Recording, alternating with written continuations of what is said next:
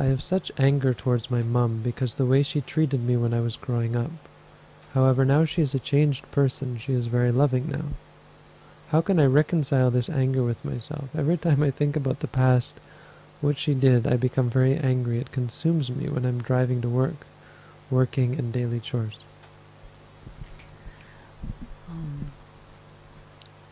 I kind of can understand what you are going through, because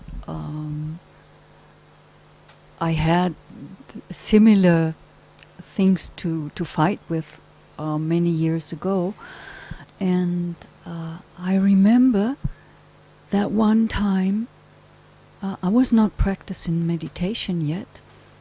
I was practicing Zen meditation, but I haven't had a teacher like Bhante. I remembered that what has happened is past, and that changed very much. I suddenly saw that she is now different, and she was then already very loving. So it was not the same person anymore, and I was not the same person anymore. The whole thing that caused anger and that troubled my heart had passed already, and I was generally quite happy at that time, although anger came up again and again. So when I realized that it really is past what she did to me and how I reacted and what she did, that I grew up and that she grew up and we both changed, I started to think of really forgiving her. And now I would say the best thing you can do is to start to forgive her, because that's the only way that you will overcome your anger. Forgiving has to be done mindful, of course, because it has to be something that grows out of your heart. It's one thing to say I forgive her, and then still the things come up. But when you understand what has happened is past, and it will not happen again because she changed and she is now loving, then you are in the position she has been in. You are the bad part now, and you are creating the akusala. You are creating the unwholesome in having the grudge, in not forgiving her. But when you cultivate the paramis, when you cultivate, it's maybe too long to talk about the 10 paramis. Maybe Bhante can do that better than I can. But I just want to mention that when you practice forgiveness, you are developing all the paramis. And this is such a wonderful, beautiful thing you can do, that you will be able to overcome your anger for your mother. But you have to be mindful when you go to work, when you are working, and when you do your daily chores, that it's an active process. Forgiving or letting go of anger is, for example, when you hold something in your hand that is hurting you, that is hurting your hand, what you do is you open the hand and you let go of it. So the same is happening in your heart, where you hold all that grudge and that anger. You have to open the heart and you have to let go of it. But before you can do so, when you open your heart, you have to watch it. You have to observe mindfully what there is. You have to observe all the anger that's coming up. You have to observe all the grudge and all the defilements that are related with it. Once you have seen all your defilements related to that anger, then you can start to build up the paramis, like the love to answer her love with love.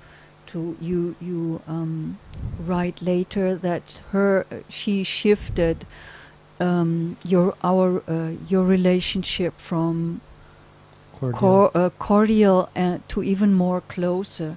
So when you see your anger and you understand that it's past, you understand that it's impermanent and gone, and it has changed in her, then you might be able to change it within yourself as well, and you can possibly answer her approaches and get closer to her yourself. Now, please say something.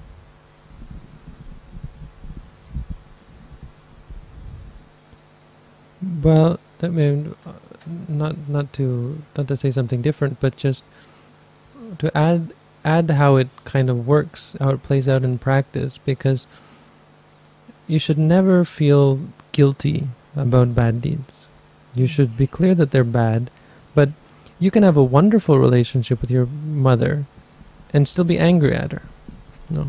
You can have the anger inside and be like boiling up inside and still say nice things to her. How it works, because the anger is not the answer.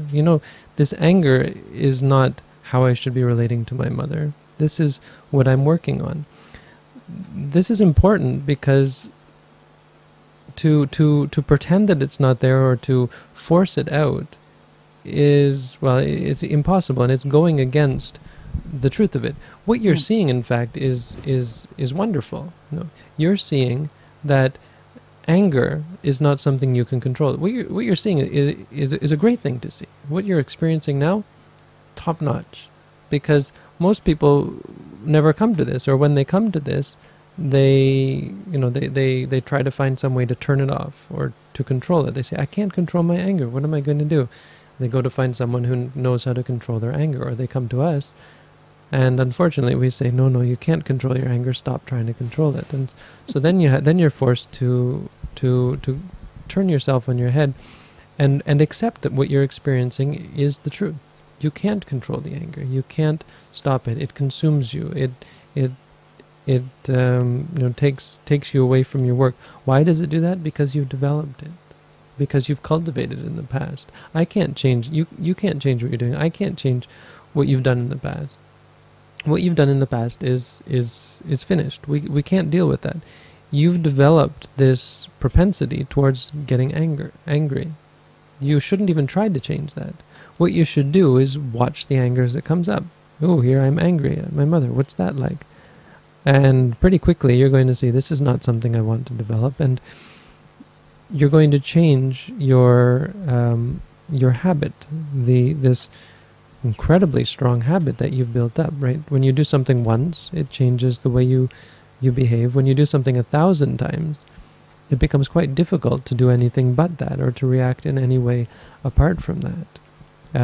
So if you've developed a habit 1,000 times, you can think that you probably have to undevelop it, or develop a different habit, a different way of reacting, maybe 1,000 times. So the anger's not going to go away in the nighttime. But what will go away, and this is why it's so clever to talk about what a sotapanna gets rid of. And the way the Buddha was able to explain things shows quite clearly why the first thing the sotapanna gets rid of have nothing to do with greed or anger, The Sotapanna does not get rid of greed or anger, but a person who has entered into the first stage of enlightenment has gotten rid of the wrong view that says anger is good. So a Sotapanna might still be angry at their mother. But when the anger comes up, they don't say, this is because my mother did this. They say, this is because I've developed anger in the past. This is simply a habit that is a construct, an artificial construct or formation that I've developed through habit. And they patiently work the habit out. They change the habit. So when the anger comes up, they see it and they remind themselves, this is anger, and they say, oh, that's not a good thing. And they see clearly that it's bringing them suffering and causing their minds to burn up, causing them to have problems at work, at daily chores and so on. How does it feel to do your daily chores angry? I mean, it's actually probably not as bad as you think it is. You're probably just lumping guilt on there and making your life miserable. So you do daily chores with anger. You can still do your daily chores. So you're angry at work. Well, you can still do your work. When you follow it, when the anger comes up and you're not mindful of it, you'll snap at people. So the problem, of course the anger is a problem, but the bigger problem is not the anger. It's the following the anger. You can be angry and talk to people nicely because you know intellectually that anger is wrong. Not exactly intellectually, but the view that you have, which is based on your realization through the practice, is that the anger is your problem, not theirs. So you can be really angry at someone and still say, this anger is not something I want to use, and understand clearly that this anger is a dangerous thing. Say to yourself, anger, and then reply to the person, and they think, oh, that was nice. That person's quite nice and quite kind, and you're sitting there angry, dealing with your anger, which you've made a determination to get rid of. But that you've built up and is causing you suffering as a result. If you look at you, how you, as you are now, you might probably come to the conclusion that it's not too bad. And I think this is some very important thing to see. First, because it's present. It's now. It's the present moment. And the second thing is, it's not too bad. So there is nothing that you can insult her for, that you can be angry for. She did what she did, and she probably didn't mean it bad, because I don't think that any parents, even if they do the worst things, that they don't do it because they are evil. They do so because they don't know better.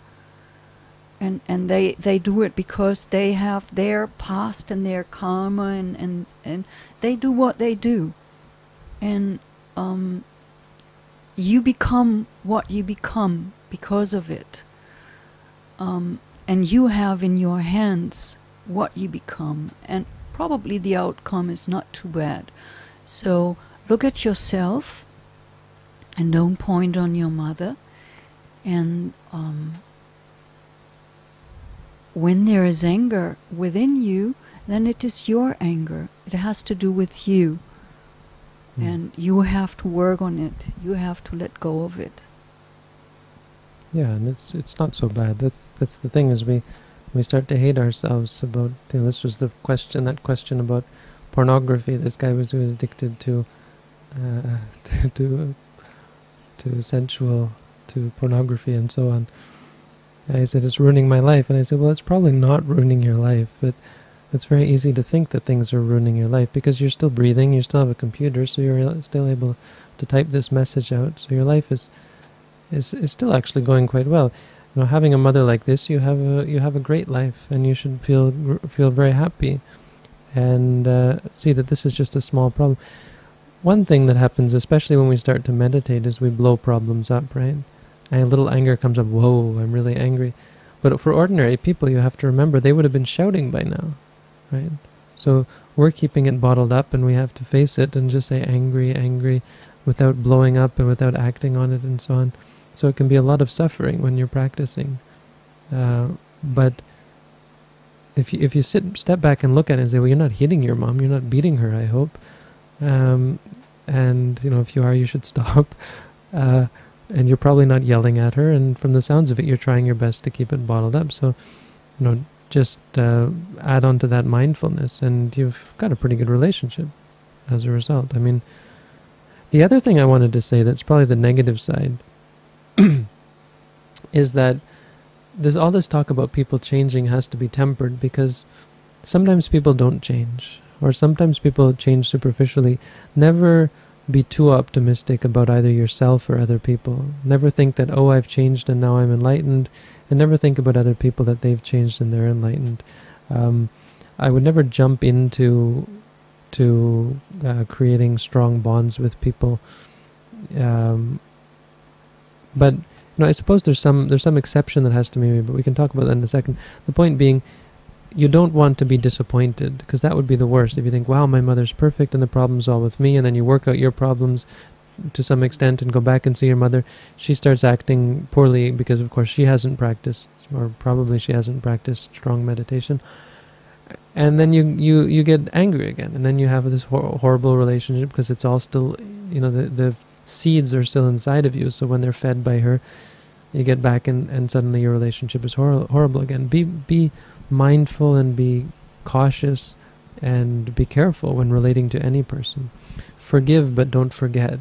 So I want to add, don't forget that she's getting older and she's going to die.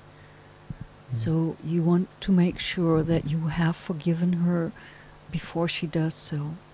And I you think should talk to her. That's really very important, that you should talk to her and find your love for her again.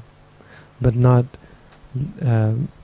So I didn't mean to say to not, especially with your mother, to not make amends, because really, if a person says, what's it that go from cordial to something more, well, just be clear that something more should be your proper relationship as a son, doing your duty and being grateful for the good things that she has done for you and for the love that she does have for her, and relating to her as a human being who has her own problems, but as a very special human being. She's the only person in the world who gave birth to you, and no one else can do that for you. And no one else did do that. No one else carried you around in her womb for 9 months. No one else clothed you and bathed you and fed you, no matter how poorly a job she did. You have a special relationship with her, and a very strong karmic relationship. Especially if it was a bad relationship, it means that something brought you to this relationship. So yeah, definitely it's someone special who you, at the same time as saying you should be cautious, you have to put special emphasis on the fact, I'm her son, she's my mother. So regardless of this anger, regardless of this, you have to, your default relationship with your parents, and this is something every meditator will see when they just start to meditate, the default relationship should be one of love and caring and responsibility for each other. The parents have responsibilities towards the children, and the children have responsibilities towards the parent. This is, the only way to work out this strong karmic bond that has caused us. You were formed inside of her body. That's not an ordinary state. Things don't just happen like that in the universe everywhere. You don't just see, things spontaneously arising in other people's bodies.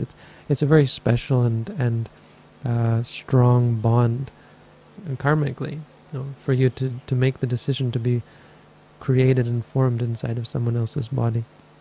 So something that you have to be very clear about, that this is something you can't mess with.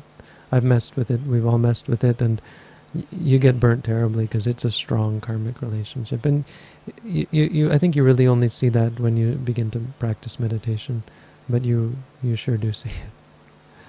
So yeah, you should talk to her and try to work that out as quickly as possible.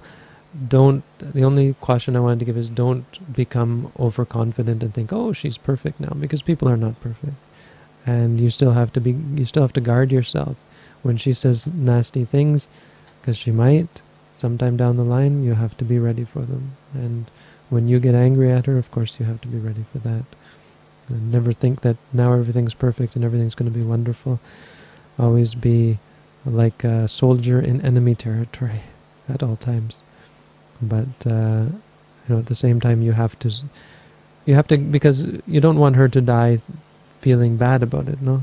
And you don't want her to die with you not having sorted things out, because that will cause a great amount of worry and agitation in your mind, and of course in her mind as well.